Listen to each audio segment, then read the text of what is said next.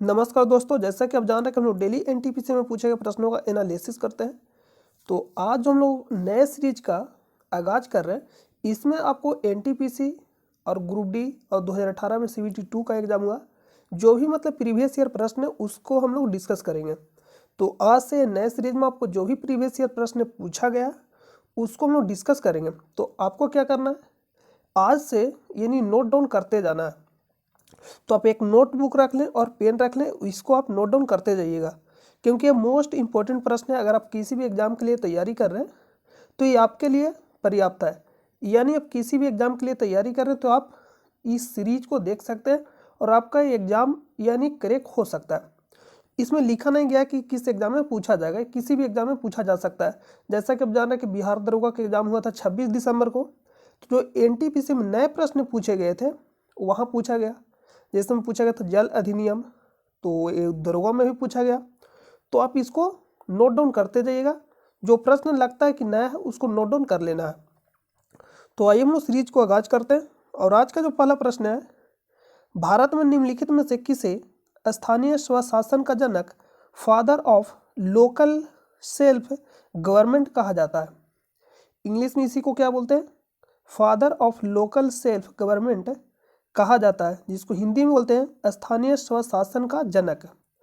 तो इस प्रश्न का राइट आंसर हो जाएगा option number A, Lord Ripon. तो जो शुरू के जब 10 क्वेश्चन यानी टॉप 5 क्वेश्चन रहेगा उसमें आपको हम बहुत ही ज़्यादा डिटेल में बताएंगे, यानी मैक्सिमम प्रश्न, जितना मैक्सिमम से मैक्सिमम प्रश्न बन सकता है, यानी जितना जैसे में रिपन से क्या क्या प्रश्न पूछा जा सकता है मैक्सिमम, उसको हम आपको बताते चलेंगे और आपको नोट डाउन करते चलना है। तो लॉर्ड रिपन, तो देखिए लॉर्ड रिपन, ये तो राइट आंसर हो जाएगा option number A. Lord Ripon से क्या क्या प्रश्न पूछेगा?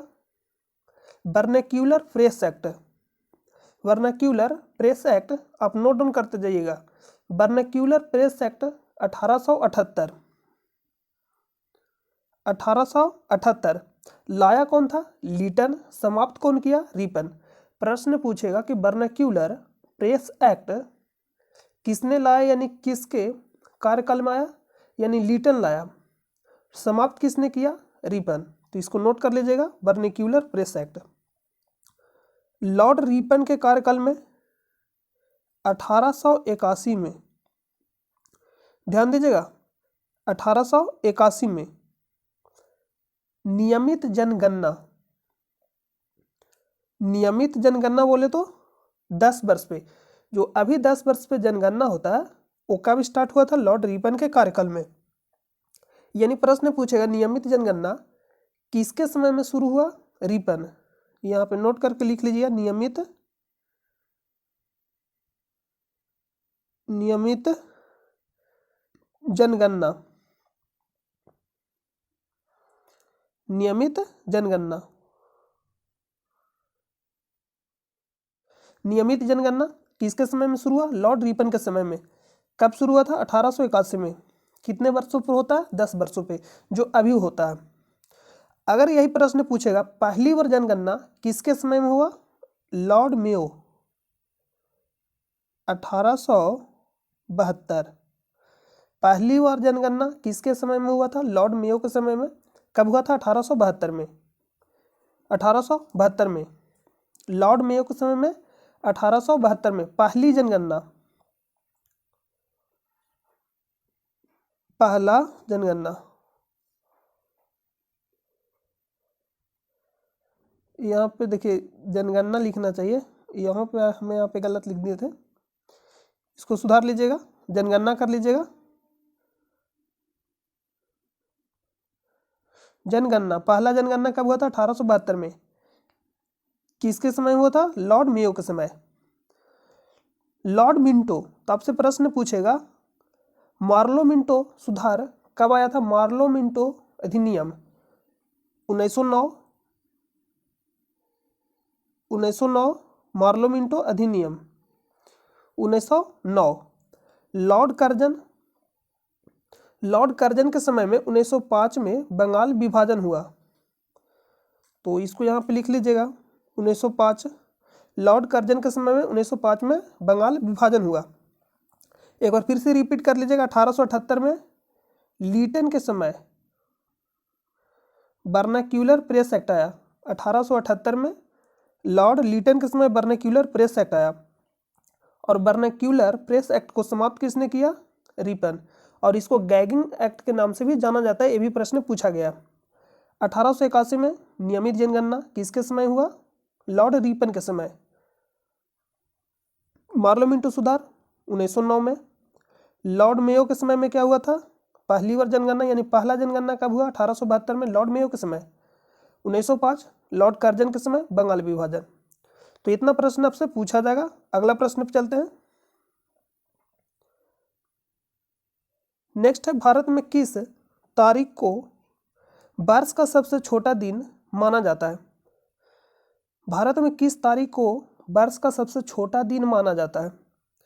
तो इसको समझने के लिए सबसे पहले आप ये मैप, वर्ल्ड का मैप है तो आप यहाँ पे देख रहे होंगे।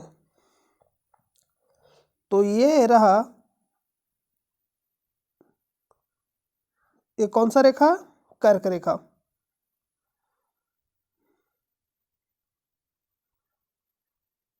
ये कौन सा रेखा? कर्क रेखा। ये आपका कर्क रेखा हो गया। ये मान लिया कि विषुवत रेखा और ये मकर रेखा। तो जब सूर्य मान लिया कि यहाँ है, आप सुने हैं उत्तरायण और दक्षिणायन। सूर्य क्या होता है? उत्तरायण और दक्षिणायन। वास्तविक में सूर्य जो क्या होता है? स्थिर रहता है। चक्कर कौन लगाता है? पृथ्वी। तो सूर्य मान लीजिए यहाँ से चलना स्टार्ट करता है, यहाँ जाएगा, मैक्सिमम कहाँ तक जाएगा? कर्क रेखा तक। फिर कर्क रेखा से क्या होगा? वापस आएगा, फिर विषुवत रेखा, फिर मकर रेखा, फिर कहाँ जाएगा? वापस। यानी इतना ही दूर में चक्कर लगाते रहता है सूर्य। यानी मैक्सिमम कहाँ तक जा सकता है? कर्क रेखा तक, और इधर में मकर रेखा तक। तो आपसे सीधा प्रश्न पूछा, जब सूर्य यहाँ होगा तो क्या होगा? सबसे बड़ा दिन होगा। तो सबसे बड़ा दिन कब होगा? यहाँ पूछेगा जून में, और यहाँ जो आएगा मार्च और सितंबर में। क्यों? क्योंकि यहाँ विषुवत रेखा पे 2 बार आएगा। जैसे मैं एक बार मान लीजिए कि यहाँ से यहाँ गया, जैसे मैं यहाँ से स्टार्ट हुआ तो यहाँ गया, तो यहाँ एक बार जाएगा सितंबर, जून, फिर वापस आ रहा, फिर क्या होगा? वापस आएगा सितंबर में, और यहाँ दिसंबर। देखिए यहाँ दिसंबर है,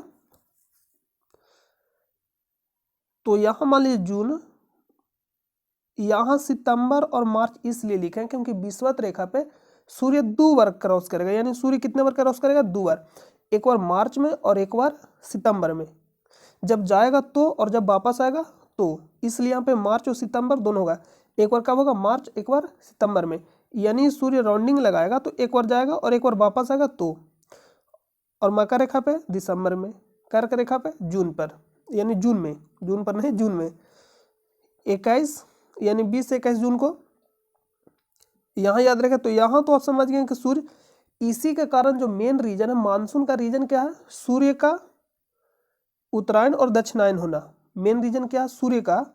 जब सूर्य मान लीजिए यहाँ से मानसून में जाएगा तो ज़्यादा डिटेल में हम लोग चले जाएंगे। मानसून का मेन रीजन यही है। देखिए यहाँ से आप समझिए, जब सूर्य 21 जून को यहाँ, तो 21 जून को सूर्य कहाँ रहेगा? कर्क रेखा पर। देखिए यहाँ पे लिखा गया कर्क वृत्त पर लंबवत किरणें। जब सूर्य यहाँ जाएगा तो क्या होगा? कर्क रेखा पे लंबवत बढ़ेगा सूर्य का किरण। तो यहाँ पे लिखा गया कर्क वृत्त पर लंबवत किरणें। तो 21 जून को 23 सितंबर को क्या होगा? दिन रात बराबर। क्यों? जब विषुवत रेखा पे, देखिए यहाँ पे आप समझिएगा, जब यहाँ होगा तो इधर भी और इधर भी क्या होगा? बराबर होगा। तो 23 सितंबर को दिन और रात क्या होगा? बराबर होगा। फिर यहाँ से दिसंबर, तो दिसंबर में कहाँ जाएगा? मकर रेखा पे, यानी मकर वृत्त पे लंबवत किरण पड़ेगा। फिर 21 मार्च, दिन और रात बराबर। हम आपको क्या बताए यहाँ कि विषुवत रेखा पे सूर्य 2 बार आएगा, और मकर रेखा पे दिसंबर में, और कर्क रेखा पे जून में।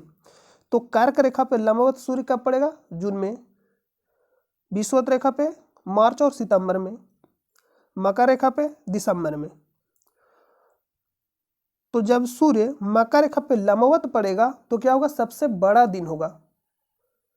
जब सूर्य मकर रेखा पे लंबवत पड़ेगा तो सबसे क्या होगा, बड़ा होगा, यानी सबसे बड़ा दिन होगा।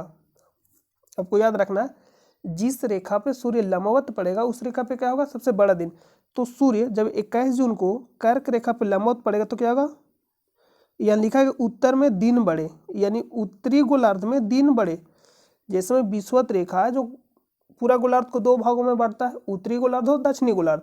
तो उत्तरी गोलार्ध में 21 जून को सबसे बड़ा दिन होगा और दक्षिणी गोलार्ध में कब होगा, 21 दिसंबर को सबसे बड़ा दिन। और उसी का जस्ट विपरीत होता है, यानी 21 जून को उत्तर में दिन बड़ा, यानी उत्तरी गोलार्ध में सबसे बड़ा दिन और दक्षिणी में सबसे बड़ा रात, यानी विपरीत कंडीशन होता है। यहाँ सब समझिए, देखिए अगर यहाँ सबसे बड़ा दिन होगा तो यहाँ क्या होगा, सबसे छोटा दिन, यानी जस्ट अपोजिट रहेगा। यहाँ सबसे बड़ा तो यहाँ सबसे छोटा। जब दिन यहाँ सबसे बड़ा होगा तो यहाँ क्या होगा, सबसे छोटा दिन और सबसे बड़ा रात। यहाँ अगर होगा सबसे बड़ा दिन तो रात क्या होगा, छोटा होगा। जब यहाँ सबसे बड़ा दिन होगा तो रात क्या होगा, छोटा होगा। और जब सबसे यहाँ बड़ा दिन होगा तो यहाँ कौन सा होगा, सबसे छोटा दिन। तो अपोजिट होता है, तो आपको याद रखना पड़ेगा। 21 जून को उत्तरी गोलार्ध में सबसे बड़ा दिन, और भारत कहाँ पड़ता है, उत्तरी गोलार्ध में। तो भारत यानी सबसे बड़ा दिन कब होगा भारत में, 21 जून को। यहाँ देखिए 23 सितंबर दिन और रात बराबर होगा। 22 दिसंबर, तो 22 दिसंबर को दक्षिणी गोलार्ध में सबसे बड़ा दिन और उत्तरी में सबसे छोटा दिन कब होगा, 22 दिसंबर को। दक्षिणी में सबसे अगर बड़ा दिन होगा, दक्षिणी गोलार्ध में सबसे बड़ा दिन होगा 22 दिसंबर को, तो उत्तरी गोलार्ध में क्या होगा, सबसे छोटा होगा। हम आपको क्या बताएं, अपोजिट याद रखना है। क्या रखना है, अपोजिट यानी उल्टा। जब दक्षिणी गोलार्ध में सबसे बड़ा दिन होगा तो उस समय क्या होगा, उत्तरी गोलार्ध में सबसे छोटा दिन। तो यहाँ क्या लिखा गया, दक्षिणी गोलार्ध में सबसे बड़ा दिन कब होगा, 22 दिसंबर को। तो प्रश्न पूछेगा उत्तरी यानी भारत में सबसे छोटा दिन कब होगा, 22 दिसंबर को। क्यों, क्योंकि दक्षिणी गोलार्ध में सबसे बड़ा दिन होता है 22 दिसंबर। तो जस्ट इसका उल्टा क्या होगा, उत्तरी गोलार्ध में। और भारत कहाँ पड़ता है, उत्तरी गोलार्ध में। समझ गए, 21 मार्च को दिन और रात बराबर। तो इतना कॉन्सेप्ट था, अब समझ गए होंगे। तो यहाँ जो प्रश्न पूछा गया, भारत में किस तारीख को वर्ष का सबसे छोटा दिन माना जाता है, तो क्या होगा आंसर, 22 दिसंबर। और 22 दिसंबर को दक्षिणी गोलार्ध में क्या होगा, सबसे बड़ा दिन। दक्षिणी गोलार्ध में जैसे में मान लीजिए पूरा पृथ्वी है, ए रहा, ये क्या, दक्षिणी गोलार्ध, दक्षिणी और ये उत्तरी। तो जब यहाँ मान लीजिए कि बड़ा होगा, यहाँ सबसे बड़ा दिन होगा तो यहाँ क्या होगा, छोटा दिन। उल्टा रहेगा, जब यहाँ बड़ा दिन होगा तो यहाँ सबसे छोटा दिन, और जब यहाँ सबसे बड़ा दिन होगा तो यहाँ सबसे छोटा दिन। तो उत्तरी गोलार्ध में सबसे बड़ा दिन कब होता है, 21 जून को। उत्तरी गोलार्ध में सबसे बड़ा दिन कब होगा, 21 जून को। इसीलिए हम लोग 21 जून को अंतर्राष्ट्रीय योग दिवस मनाते हैं। तो इस प्रश्न का राइट आंसर क्या हो जाएगा, ऑप्शन नंबर सी। आप समझ गए होंगे। नेक्स्ट प्रश्न पे चलते हैं। 22 मार्च, 22 मार्च को क्या मनाया जाता है, पृथ्वी दिवस, सॉरी 22 मार्च जल दिवस। यहाँ पे अगर आप कंफ्यूजन करते हैं जल दिवस, पृथ्वी दिवस और जैव विविधता दिवस, तो आपका कंफ्यूजन हम दूर कर दें, क्योंकि हमसे भी गलती होता है लेकिन हम सुधार लेते हैं। रीजन यह है कि हमको कॉन्सेप्ट मालूम है। आपको क्या करना है, कॉन्सेप्ट समझ लीजिए, ट्रिक जो भी समझ लीजिए। सबसे पहले पृथ्वी पे क्या होगा, सबसे पहले जल था तो लिखना है जल। उसके बाद क्या होगा, थल यानी पृथ्वी। और जब पृथ्वी होगा तो इस पे क्या होगा, विविधता, यानी जीव जंतु पेड़ पौधा पाए जाएंगे, तो क्या होगा, विविधता। जब सभी जीव जंतु पेड़ पौधे सभी जब एक जगह पाए जाएंगे, यही तो विविधता है। यानी एक स्थान पे विभिन्न जीव जंतु पेड़ पौधों के समूह को क्या बोलते हैं, जैव विविधता, यानी यही क्या है, विविधता है। तो जैव विविधता,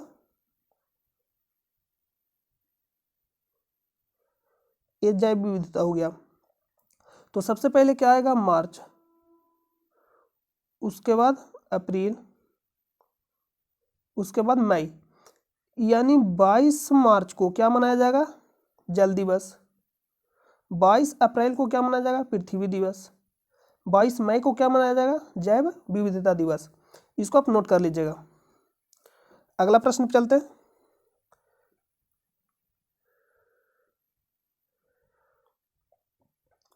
नेक्स्ट है, रविंद्रनाथ टैगोर ने खालिस्तान की वजह से अपनी नाइटहुड उपाधि वापस लौटा दी थी। किसके वजह से? जालियांवाला बाग हत्याकांड। और ये कब हुआ था? 13 अप्रैल 1919 को। 13 अप्रैल 1919 को जालियांवाला बाग हत्याकांड। और एक क्यों हुआ था, इसका रीजन ये है, रॉलेट एक्ट, अंग्रेजों के द्वारा रॉलेट एक्ट पारित किया गया था। इसमें क्या था, बिना अकील, बिना वकील, बिना दलील के क्या हो जाएगा, गिरफ्तार किया जाएगा।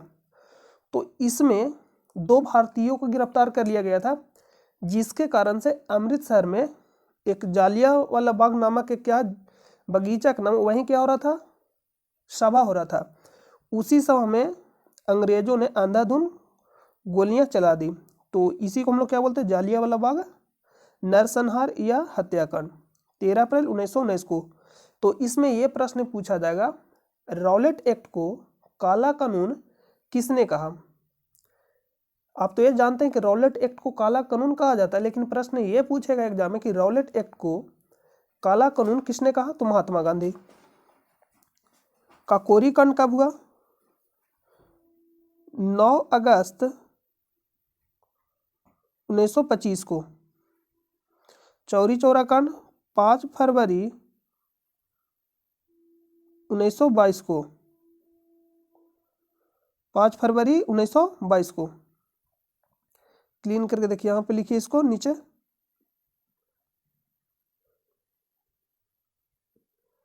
5 फरवरी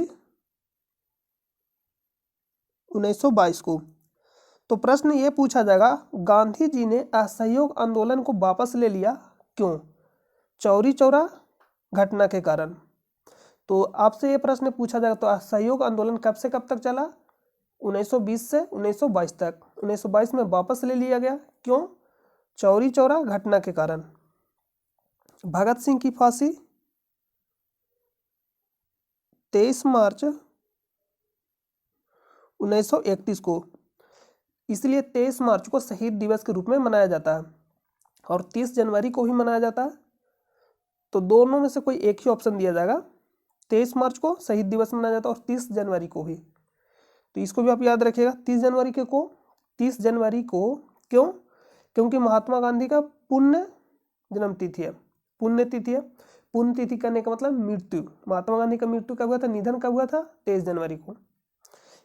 सॉरी 23 जनवरी का है, 30 जनवरी को। इसलिए हम लोग 30 जनवरी को भी शहीद दिवस मनाते हैं, और 23 मार्च को भी शहीद दिवस मनाते हैं, क्योंकि 23 मार्च 1931 को भगत सिंह, सुखदेव और राजगुरु को फांसी दिया गया था। तो इसको आप नोट कर लीजिएगा। देखिए यहाँ पे लगाया गया है नोट में, चौरी चौरा घटना के 100 साल हो गए, मतलब लिखा गया यहाँ पे। ये भी प्रश्न पूछा जाएगा, शांति मार्च निकाल रहे सत्याग्रहियों पर पुलिस ने फायरिंग कर दी थी। पुलिस के एक्शन में 11 सत्याग्रही शहीद और 50 घायल हो गए थे। आक्रोशित सत्याग्रहियों ने थाने में आग लगा दी थी, जिसमें 23 पुलिस वाले मारे गए थे। कितने पुलिसकर्मी? 23। ये भी प्रश्न पूछा जाएगा, तो इसको आप नोट करके पढ़ लीजिएगा। इसका PDF आपको टेलीग्राम चैनल पर प्रोवाइड कर दिया जाता है, जिसका लिंक आपको वीडियो के डिस्क्रिप्शन में मिलेगा, या आपको टेलीग्राम चैनल पर जाकर सर्च करना है स्टडी लिंक PDF, वहाँ से भी जाकर आप ज्वाइन हो सकते हैं। वहाँ आपको प्रैक्टिस करने के लिए प्रश्न दिया जाएगा, तो आप वहाँ जाकर ज्वाइन जरूर हो जाइएगा। देखिए यहाँ पे लिखा गया, काकोरी क्रांति की पूरी कहानी 9 अगस्त 1925 को। ट्रेन का नाम क्या था? नंबर 8 डॉन ट्रेन। फांसी, प्रश्न पूछा काकोरी कांड में किसे फांसी दिया गया? राम प्रसाद बिस्मिल, अशफाक उल्ला खां, रोशन सिंह एवं राजेंद्र नाथ लाहिड़ी। और काली पानी का सजा यानी काला पानी का सजा सचिंद्र सन्याल, सचिंद्र बख्शी। बाकी बचे क्रांतियों को 4 से 14 साल का तक कैद यानी कैद या सजा।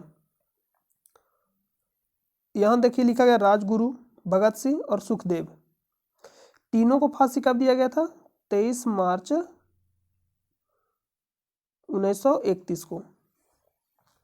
अगला प्रश्न चलते हैं।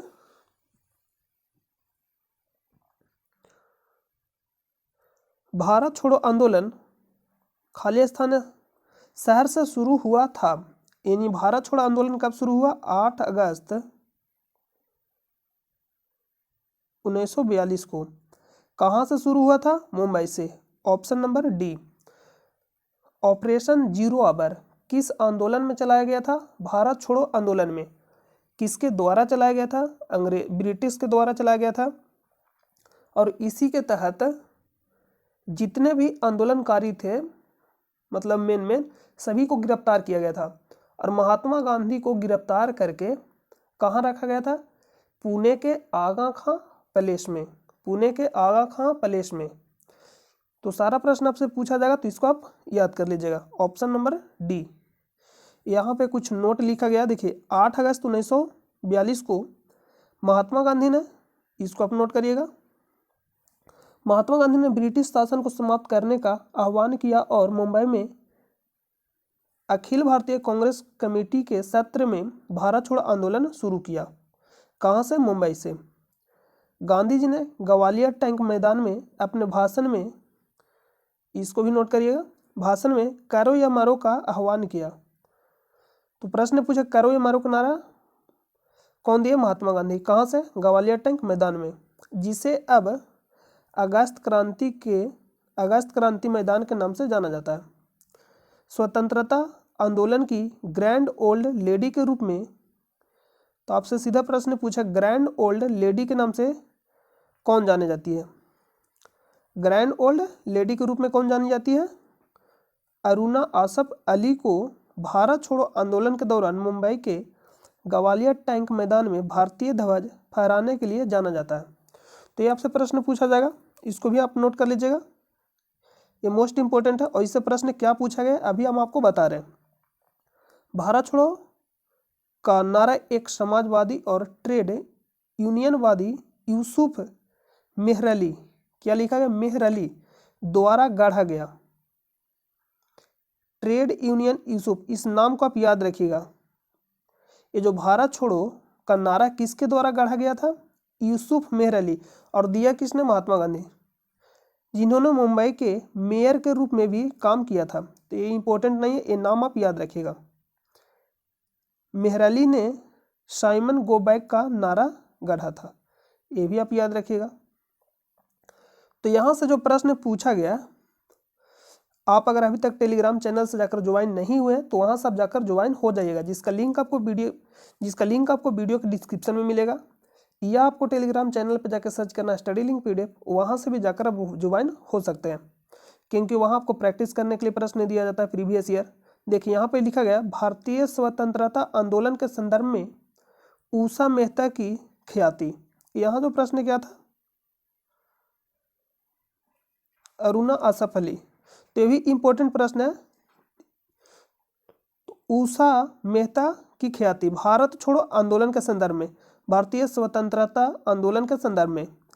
तो भारत छोड़ो आंदोलन की बेला में गुप्त कांग्रेस रेडियो चलाने हेतु किस रूप में ख्याति है? तो गुप्त कांग्रेस रेडियो चलाने हेतु उषा मेहता, प्रश्न पूछा गया। और ये कहाँ दिया गया? टेलीग्राम चैनल पे भी दिया गया था, तो आप जाकर ज्वाइन हो जाइएगा। अगला प्रश्न पे चलते हैं। निम्नलिखित में से कौन सी पुस्तक विष्णु शर्मा द्वारा लिखित है? पंचतंत्र, अर्थशास्त्र, चाणक्य। चंद्रगुप्त मौर्य के गुरु कौन थे? चाणक्य।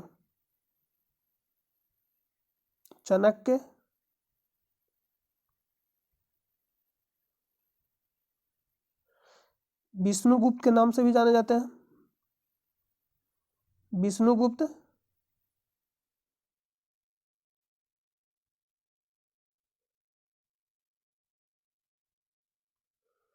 चाणक्य द्वारा लिखा गया था अर्थशास्त्र। तो आपसे सीधा प्रश्न पूछा गया, अर्थशास्त्र किसके द्वारा लिखा गया? चाणक्य द्वारा। किसके द्वारा लिखा गया? चाणक्य। और विष्णुगुप्त के नाम से भी जाने जाते हैं। और किनके गुरु थे? चंद्रगुप्त मौर्य के। इंडिका मेगास्थनीज,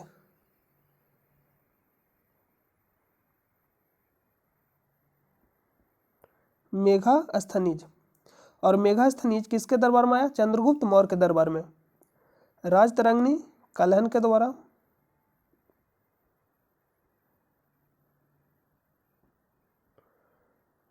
कलहन के द्वारा लिखा गया। और राजतरंगिणी में क्या वर्णित है? जम्मू कश्मीर का इतिहास। तो ऑप्शन नंबर बी राइट हो जाएगा। हरित क्रांति निम्नलिखित में से किससे संबंधित है? खाद्य और अनाज उत्पादन। भारत में हरित क्रांति का जनक किसे कहा जाता है? भारत में हरित क्रांति का जनक किसे कहा जाता है? एम.एस. स्वामीनाथन को। और वर्ल्ड में यानी विश्व में doctor Norman Borlaug. Norman Borlaug याद रखिएगा, बोरलॉग ये बोरा भी याद रखिएगा, जैसे आप याद रख सकते हैं याद रखिएगा, Norman Borlaug. Norman Borlaug.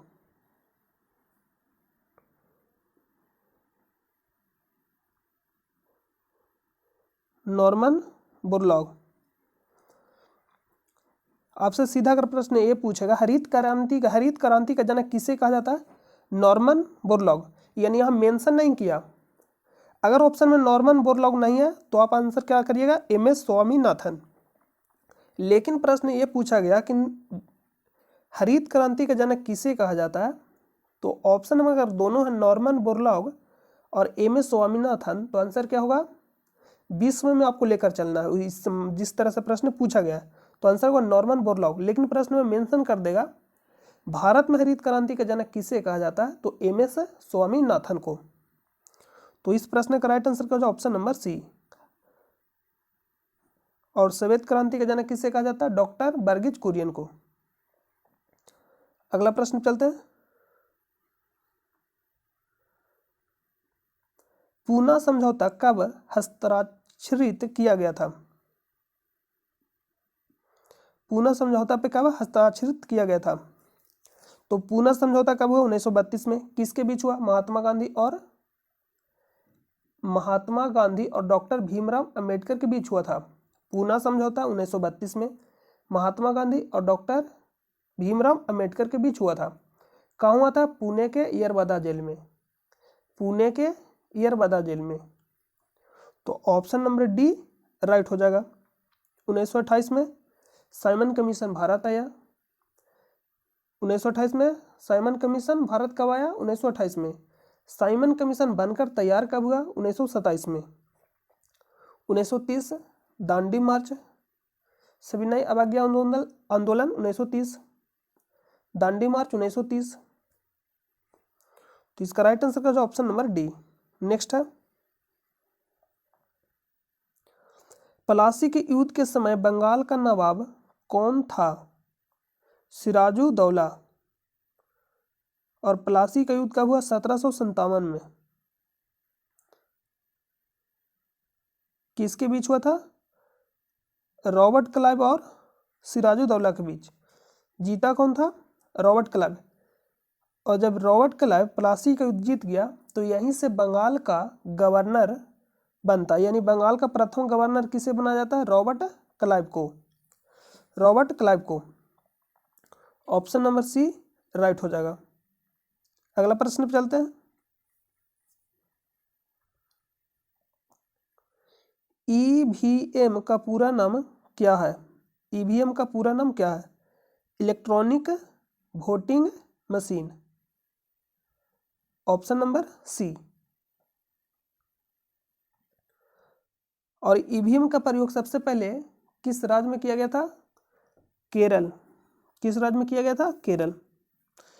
Microsoft Excel में वर्कबुक खाली स्थान का एक संग्रह होता है वर्कशीट के रूप में। किस रूप में? वर्कशीट। वर्कशीट। ऑप्शन नंबर सी।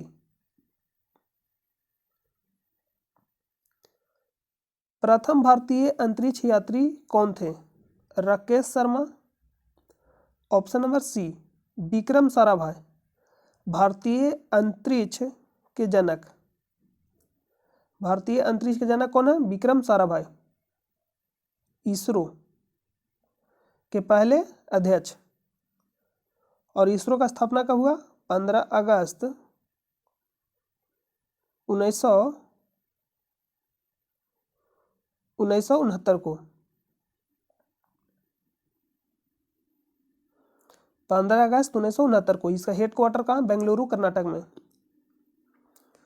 राकेश शर्मा 1984 प्रथम भारतीय अंतरिक्ष यात्री। APJ Abdul Kalam missile man of India. Missile man of India के नाम से कौन जाने जाते हैं? APJ Abdul Kalam. Rocket man of India K Sivan. और tiger man of India Kailash Sankhala. Bird man of India Salim Ali. Water man of India Rajendra Singh. Bihar दरोगा में पूछा गया था। अगला प्रश्न चलते हैं। देखिए यहाँ पे लिखा गया अंतरिक्ष में पहुंचने वाले पहले भारतीय राकेश शर्मा 1984 3 अप्रैल को अंतरिक्ष पहुंचने वाले पहले भारतीय बने। 1984 को 3 अप्रैल 1984।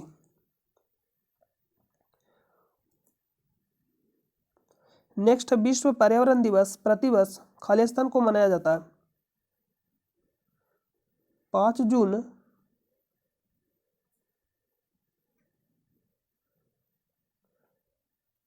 1972। किसका स्थापना हुआ था?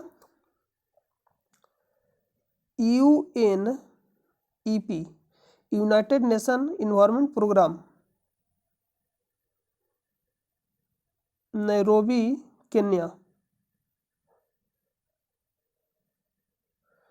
इसका मुख्यालय कहाँ स्थित है? नैरोबी केन्या में। UNEP United Nation environment programme 5 जून 1972 को। इसीलिए 5 जून को क्या मनाते हैं? विश्व पर्यावरण दिवस। Option number B.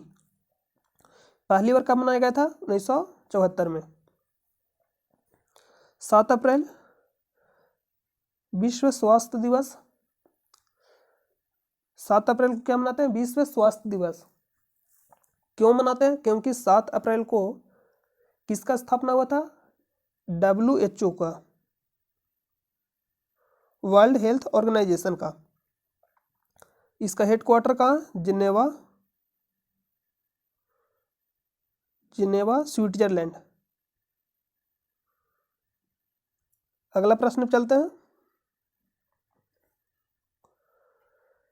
Asiatic society of Bengal की स्थापना किस वर्ष में की गई थी? 1784। ये सारा प्रश्न, इसमें से जो भी प्रश्न मैक्सिमम जो पूछा गया, सारा प्रश्न आपको टेलीग्राम चैनल पे दिया गया, तो आप टेलीग्राम चैनल से जाकर ज्वाइन जरूर होइएगा, वहाँ आपको प्रैक्टिस करने के लिए दिया जाता है। 1784 एशियाटिक सोसाइटी ऑफ बंगाल की स्थापना किसके द्वारा किया गया था? William Jones. William Jones.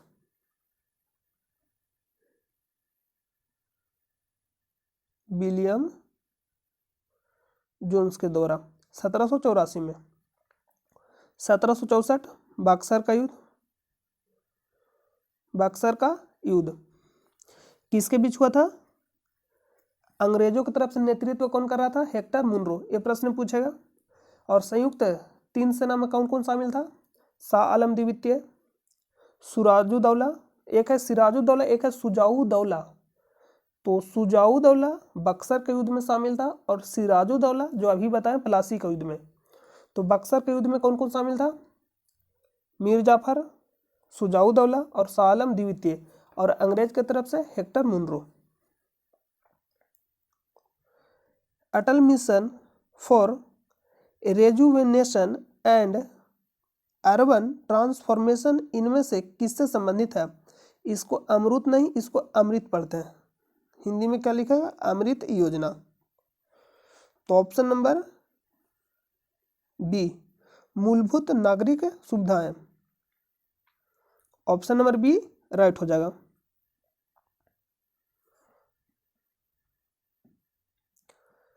हमारा सौरमंडल किस गैलेक्सी का हिस्सा है? आकाशगंगा, जिसको हम लोग क्या बोलते हैं? Milky way. Option number C. अब सीधा याद रखिएगा, पूछा जाएगा आपसे डायरेक्ट। रायसीना हिल कहाँ स्थित है? रायसीना हिल कहाँ स्थित है? तो यहाँ ऑप्शन में क्या हो जाएगा? यह राष्ट्रपति भवन वाले स्थान पर स्थित है। Option number C. देखिए ई में से यहाँ देखिएगा मैप में ए आपका क्या है यहाँ पे अरावली पर्वत, ये क्या है अरावली पर्वत, और इसी का कुछ हिस्सा दिल्ली तक गया हुआ जिसको हम लोग किस नाम से जानते हैं रायसीना। तो आपसे सीधा प्रश्न पूछेगा राष्ट्रपति भवन किस पर्वत पे स्थित है, रायसीना पर्वत पे, और रायसीना किसका हिस्सा है अरावली पर्वत का। और सबसे प्राचीनतम पर्वत कौन सा अरावली, सबसे प्राचीनतम अरावली, तो आप याद रखिएगा इसको। और अरावली पर्वत के सबसे ऊंची चोटी माउंट आबू, जिसको हम लोग गुरु शिखर के नाम से भी जानते हैं, ऊंचाई कितना 1722 मीटर। ये भी प्रश्न पूछा गया तो इसको आप नोट कर लीजिएगा। इसी का हिस्सा क्या है रायसीना पहाड़ी, और इस पे क्या स्थित है राष्ट्रपति भवन, संसद भवन, जो भी मतलब पूछेगा किस पहाड़ी पे आंसर मारिएगा रायसीना। तो इसका राइट आंसर क्या हो जाएगा option number C, option number C. Next प्रश्न पे चलते हैं। कन्याकुमारी मुख्य भूमि से दक्षिणतम बिंदु कौन सा है कन्याकुमारी, भारत के मुख्य भूमि से दक्षिणतम बिंदु कौन सा है कन्याकुमारी।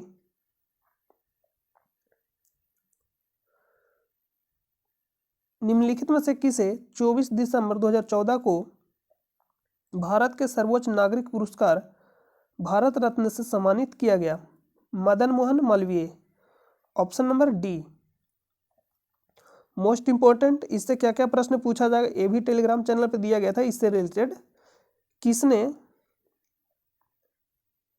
1898 ईस्वी में बनारस में सेंट्रल हिंदू कॉलेज स्थापित किया था, जो बाद में बनारस हिंदू विश्वविद्यालय का केंद्र बन गया। तो यहाँ से दो तरह से प्रश्न पूछा जाएगा। एक प्रश्न पूछेगा 1898 ईस्वी में बनारस में central Hindu college, central Hindu college का स्थापना कौन किया एनी बेसेंट, लेकिन बनारस यानी यही बाद में क्या बना बनारस हिंदू विश्वविद्यालय। तो आपसे सीधा प्रश्न पूछेगा कि बनारस हिंदू विश्वविद्यालय का स्थापना किसने किया मदन मोहन मालवीय, कब 1916 में, कब तो 1916 में। और हिंदू कॉलेज का स्थापना तो एनी बेसेंट। बनारस हिंदू विश्वविद्यालय जो अभी हम लोग किस नाम से जानते हैं BHU, BHU Banaras Hindu university, BHU के नाम से जाना जाता है, बहुत ही फेमस यूनिवर्सिटी है BHU। तो आप इसको याद रखिएगा। अगला प्रश्न पे चलते हैं।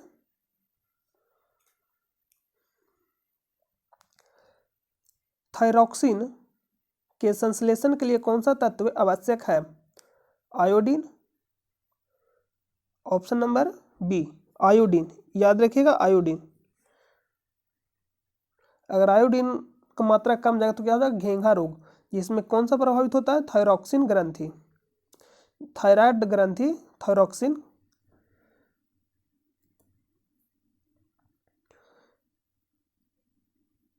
प्रोटियम में कितने न्यूट्रॉन मौजूद होते हैं, हाइड्रोजन के 3 समस्थानिक।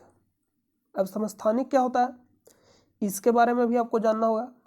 तो समस्थानिक जिसका परमाणु संख्या समान हो और द्रव्यमान संख्या क्या हो अलग अलग हो, उसको हम लोग बोलेंगे समस्थानिक।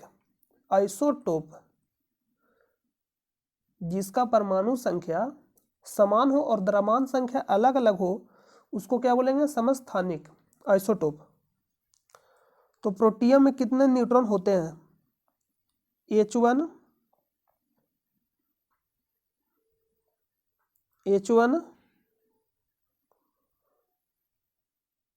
H2, देखिए यहाँ पे H1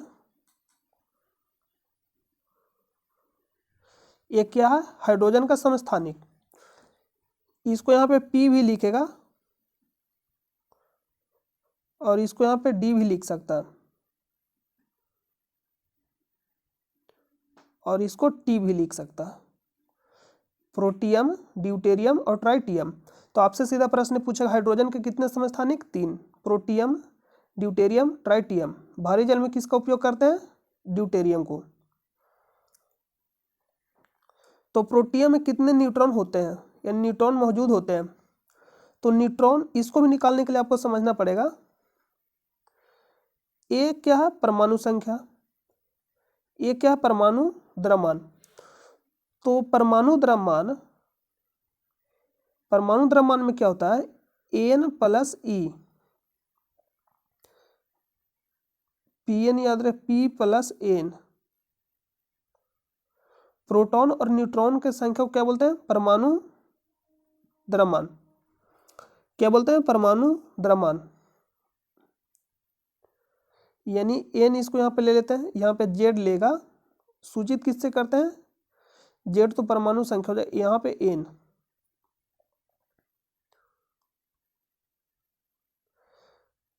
पी के जगह ई भी लिख सकता है, क्योंकि ई, पी और जेड तीनों आपस में क्या होता है, बराबर। इलेक्ट्रॉन प्रोटॉन और परमाणु संख्या आपस में क्या होता है, बराबर होता है। तो पी एन लिखेगा या एन प्लस ई लिखेगा, तो इसमें आप ज़्यादा कंफ्यूज नहीं करिएगा। तो पी प्लस एन,